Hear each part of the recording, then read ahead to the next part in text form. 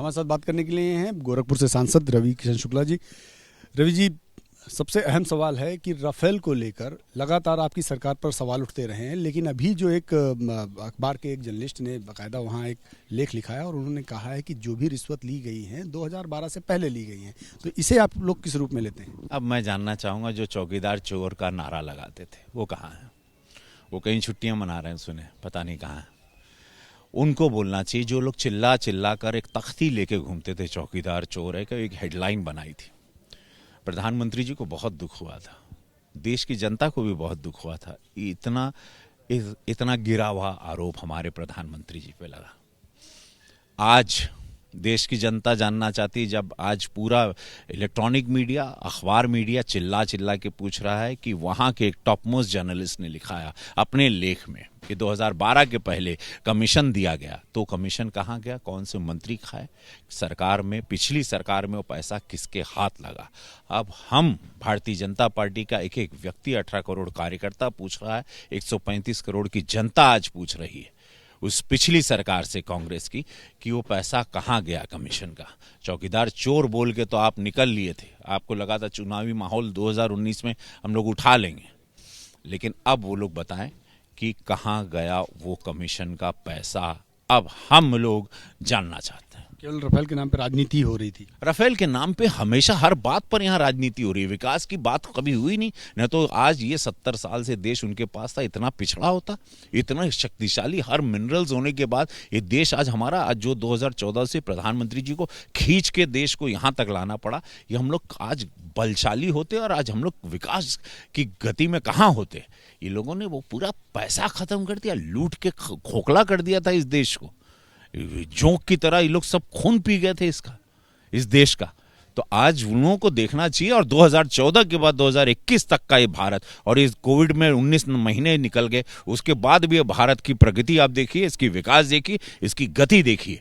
कांग्रेस से जवाब मांगेंगे इस पे? Of course yes. हम लोग क्या, पूरा देश मांग रहा है, आप लोग मांग रहे हैं, मीडिया मांग रही है, अखबार मांग रहा है कि कहाँ गया पैसा। ये तो जवाब देना पड़ेगा। जनता का पैसा था, जनता के पैसे से राफेल खरीदा गया।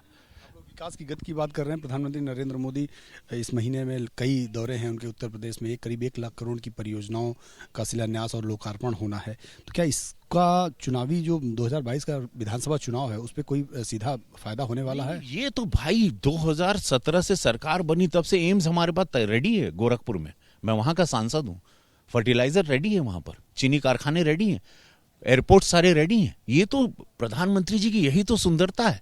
वो बनते सरकार वहां पर कार्य शुरू कर देते हैं। कश्मीर जाके आप देखिए, कार्य गति देखिए, वहां कोई ऐसा चुनाव का माहौल, उनको लगता है कि यहाँ पर ये मेरा देश सुंदर बनना चाहिए, मेरा देश सुपर पावर बनना चाहिए एशिया का, और वो गति पे काम करते हैं। ये चुनाव को लेके नहीं, हार जीत के लिए कभी प्रधानमंत्री जी सोचते ही नहीं है।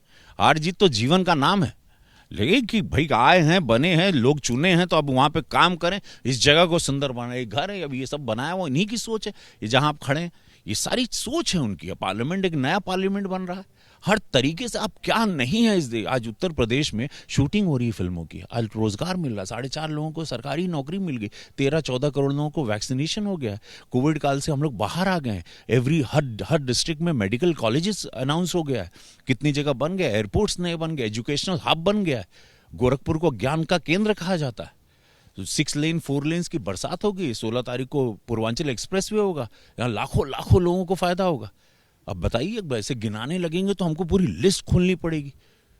एक अंतिम सवाल रवि जी, चूंकि छठ को लेकर, छठ का त्यौहार शुरू हो गया है, पूर्वांचल के तमाम लोग जहां से आप आते हैं, हम जहां से आते हैं, बिहार, छठ का एक बहुत बड़ा पर्व मनाया जाता है लोगों पे। लेकिन जिस तरह की कल तस्वीरें आई दिल्ली में, यमुना नदी में पोल्यूशन दिखाई पड़ा, लोग उस पोल्यूशन के बीच में छठ मैया की पूजा करते दिखाई पड़े, ये जो तस्वीरें हैं कितनी वेदना देने वाली हैं? बहुत दुखद है, बहुत दुखद है। जहाँ पे कहा गया था, यही मुख्यमंत्री जी के शब्द मुझे याद है कि वहाँ पे आप लोग डुबकी लगा सकते हैं, स्विमिंग कर सकते हैं, ऐसी जमुना दे दूंगा। राजधानी है ये भारत की, वहाँ पे आपका राज। मेरे घर में अगर चूहा, बिल्ली, बिच्छू निकलता है, सांप निकलता है, जहर निकलता है, इसका जिम्मेदार मैं हूँ। राज्य उनका है, सरकार उनकी, सिस्टम उनका है। उनको बहुमत की सरकार मिली है, अच्छे से जिताया है। इन्हीं भोजपुरिया समाज ने उनको जिताया, जो उनके सबसे बड़े वोटर हैं। आज वहाँ पर वही जमुना में जब वो वही भोजपुरिया समाज की माँ बहनों को डुबकी लगाना है अर्घ देने के लिए, तो जहरीला पानी है, कहाँ डुबकी लगाएंगे? घर की बाल्टी में लगाएंगे डुबकी? क्या चाहते हैं ये लोग? भाई सिस्टम जब मालूम है छठ आने वाला है, जब पता है कि यहाँ पर प्रदूषण की सिस्टम का प्रॉब्लम है, दिवाली ना मनाएं, ये ना मनाएं, प्रदूषण हो जाएगा, बिकॉज मेरा फेलियर है तो आप लोग कुछ ना करें। अब बोल रहे हैं उत्तर प्रदेश से पूज्य योगी महाराज जी जहरीला पानी छोड़ रहे हैं, वहाँ की सस्य उत्तर प्रदेश से आ रहा है पानी।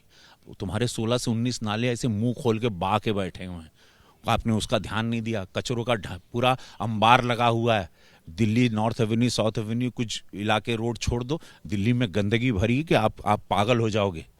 यहाँ थोड़ा से पटाखे फूटते हैं तो प्रदूषण हो जाता, मतलब सिस्टम पूरा फेलियर है। इनको एक्सेप्ट करना चाहिए कि वी आर फेलियर्स, हमको नहीं आता, हम लोग बन जा रहे हैं। हम लोग सरकार होर्डिंग लगा लगा के बना के शब्दों में नॉर्मल कॉटन शर्ट पहन के बोल के हम लोग सरकार बना लेते, लेकिन चलाना नहीं आता।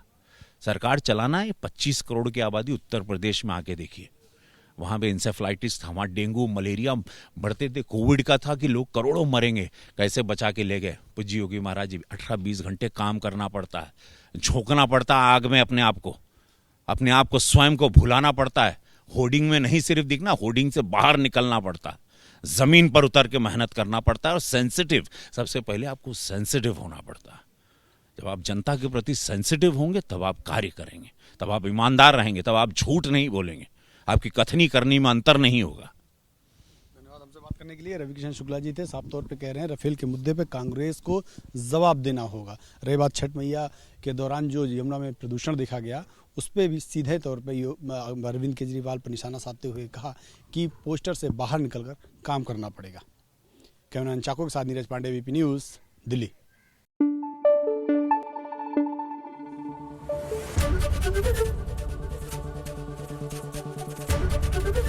एबीपी न्यूज आपको रखे आगे।